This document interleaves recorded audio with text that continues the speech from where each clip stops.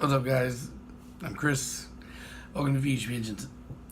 So I'm gonna do two quick uploads tonight.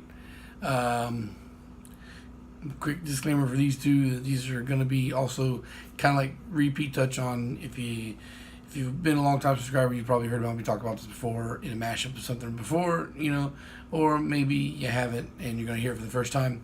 But again, repeat questions, just make me focus some more on certain topics, like take snippets from other videos to put them together in something like this. And first one out of the two being what I'm gonna pick, bearings.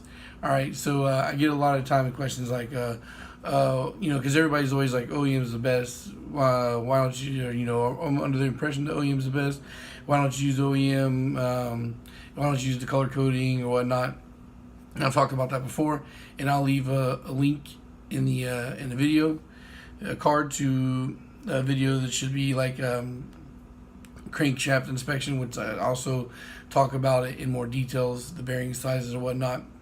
But the reason why I don't is because how do I say this without sounding like a fucking twit?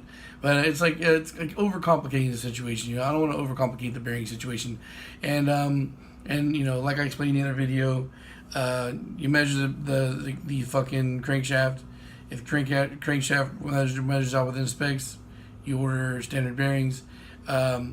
You can order you can also, if you got a bore gauge, you can measure you can torque down and measure the caps, the tunnels, which I am saying that I'm guilty of not doing. I don't do that. But what you could also do, the lazier version, to kind of give a good indication of where your wear is on the tunnel, is that's what the plastic gauge comes in for. I guess I can also link that one in there. Plastic gauge, I'll talk about that. And that gives you a good idea of whether you fall within the specs for clearance or whatnot. So again, I give more details on measurements and plastic gauge and all that stuff in those other videos, so I'll leave it to that. But the reason why I don't use bearings, and I guess I can touch on it separately, or OEM bearings, just because of the fact that I've talked to other engine builders who also frequently build, and the thing is, the situation is that we using like ACL and King's bearings and shit, there's less complications. Like, it usually always falls within where you want it to be at in range for clearance tolerances, versus getting the color coded ones, because you have to match off of what the line, it gives you the bearing lineup for each fucking journal is given to you on the block. Now when you measure that out, now I'm assuming the reason why this could fuck you up and throw you off a bit is because wear and tear. Now whatever whatever the stamping was that they used when the engine was originally manufactured, it's just off a little bit because of, again, wear and tear.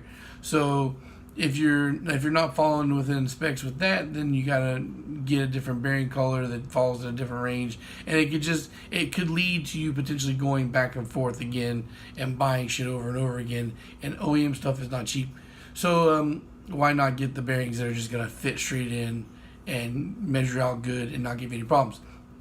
And King's bearing and ACL bearing, they're very close in price, very similar in price. I recommend both. Use both, and I guess a lot of the thing people have been asking for is about product recommendation, which I have, if you've watched my video on how to navigate, I very clearly point out where that video is at on everything that I generally use.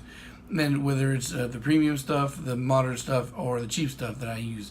And honestly, a lot of times I use cheap bearings. I'm guilty of that.